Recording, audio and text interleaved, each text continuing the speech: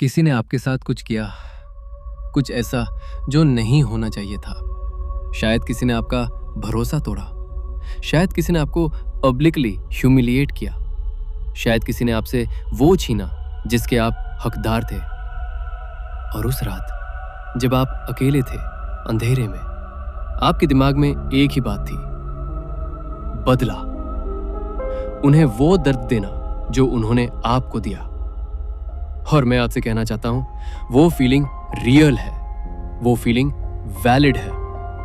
कोई आपको जज करने वाला नहीं है, लेकिन आज मैं आपसे एक सवाल पूछना चाहता हूं। क्या बदला लेना सच में आपको वो देता है जो आप चाहते हो, या फिर माफ करना, जो कि दुनिया का सबसे मिसअंडरस्टूड कॉन्सेप्ट है, वो आपको कुछ और दे सकता है? पहले बात करते हैं उस फीलिंग की जो रिवेंज के साथ आती है। साइंस कहती है, जब आप किसी से बदला लेने के बारे में सोचते हो तो आपके ब्रेन में डोपामाइन रिलीज होता है। वही डोपामाइन जो आपको चॉकलेट खाने पर, जीतने पर या किसी अच्छी खबर पर मिलता है। न्यूरोसाइंटिस्ट्स ने पाया है कि रिवेंज का ख्याल ब्रेन के उसी रिवॉर्ड सर्किट को एक्टिवेट करता है जो एडिक्शन में एक्टिवेट होता है। यानी रिवेंज लिटरली एक ड्रग है। और यही सबसे बड़ा खतरा है, क्योंकि ड्रग का असर हमेशा टेम्परेरी होता है। आप बदला लेते हो, एक पल के लिए अच्छा लगता है, और फिर वो खालीपन वापस आ जाता है, वो दर्द वापस आ जाता है, क्योंकि बदले ने उस जख्म को भरा नहीं, बस उसे थोड़ी देर के लिए भुलाया था। फ्रेडरिक नीचे ने एक कॉन्सेप्ट दिया था, रिसेंटिमेंट। ये सिर्फ रिसेंटिमेंट नहीं है, ये उससे कहीं डीपर है।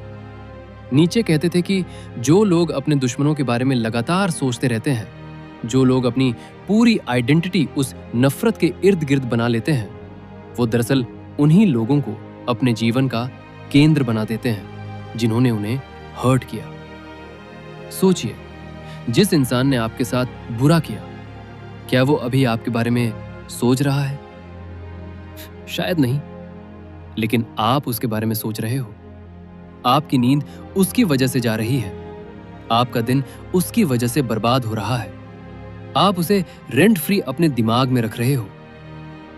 और एक पुरानी कहावत है जो इसे परफेक्टली कहती है, किसी से नफरत रखना ऐसा है जैसे आप खुद जहर पियो और उम्मीद करो कि दूसरा मरे। यही रिवेंज का असली सच है। और यहां आती है वो बात जो सबसे ज्यादा मिसअंडरस्टूड है। जब मैं माफी की बात करता हूं तो बहुत लोग तुरंत कहते हैं, नहीं, मैं माफ नहीं करूंगा, उन्होंने जो किया वो रॉन्ग था। और मैं कहता हूं, आप बिल्कुल सही हो, जो हुआ वो रॉन्ग था। लेकिन यहां एक बहुत जरूरी बात समझनी है। माफ करना ये नहीं कहता कि जो हुआ वो ठीक था।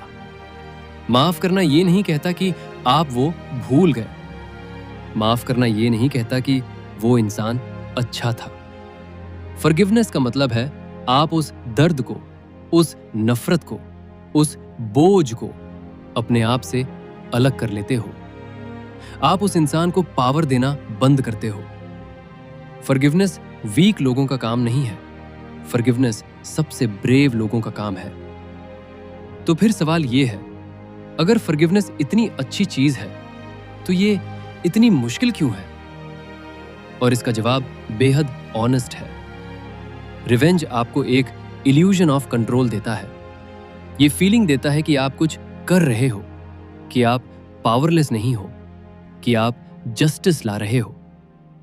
लेकिन फॉरगिवनेस आपसे ये इल्यूजन छीन लेती है। फॉरगिवनेस आपसे ये एक्सेप्ट करवाती है कि हाँ, ये हुआ, ये अनफेयर था, और अब भी दुनिया ने आपके साथ जस्टिस नहीं किया, और फिर भी आप आगे बढ़ सकते हो। ये एक्सेप्ट करना कि दुनिया फेयर नहीं है, कि कुछ जख्म कभी ऑफिशियली हील नहीं होंगे, कि कुछ लोगों को कभी वो सजा नहीं मिलेगी जिसके वो हकदार है, और फिर भी अपनी जिंदगी को उस सच्चाई से बड़ा बनाना, यही सबसे कठिन काम है। रिवेंज आसान है, लेटिंग गो असंभव लगता है। लेकिन कुछ लोगों ने ये इम्पॉसिबल काम किया है। नेल्सन मंडेला 27 साल जेल में रहे। 27 साल। उनकी जवानी, उनके बच्चों का बचपन, उनकी शादी, सब कुछ उस जेल ने छीन लिया।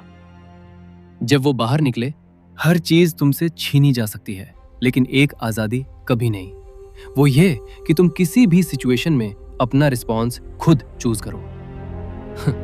ये कमजोर लोग नहीं थे, ये वो लोग थे जिन्होंने फॉरगिवनेस को एक वेपन की तरह इस्तेमाल किया अपनी आजादी के लिए। मार्कस ऑरेलियस ने मेडिटेशंस में लिखा था, तुम्हारे पास अपने माइंड पर पावर है, बाहरी इवेंट्स पर नहीं। ये रियलाइज करो और तुम्हें ताकत मिलेगी। और यही फॉरगिवनेस का असली फिलॉसफी है। फॉरगिवनेस ये नहीं कहती कि जो हुआ वो ठीक था। फॉरगिवनेस ये कहती है कि जो हुआ वो मेरी पूरी जिंदगी डिफाइन नहीं करेगा। फॉरगिवनेस ये कहती है कि मैं उस इंसान को ये पावर नहीं दूंगा कि वो मेरी आजादी छीन ले। इसलिए अगली बार जब कोई आपसे कहे माफ कर दो, ये वीकनेस है, तो उन्हें मंडेला की कहानी सुनाइए, फ्रैंकल की कहानी सुनाइए। सबसे मुश्किल काम तलवार उठाना नहीं होता, सबसे मुश्किल काम तलवार रख देना होता है, जब आपके पास उसे उठाने का पूरा हक हो। माफ करना जरूरी नहीं है उनके लिए जिन्होंने आपको हर्ट किया। माफ करना जरूरी है आपके लिए, ताकि आप अपनी जिंदगी उस दर्द से बड़ी बना सको, ताकि आप वो इंसान बन सको जो आप होना चाहते हो, न वो जो किसी और ने आपको बनाया।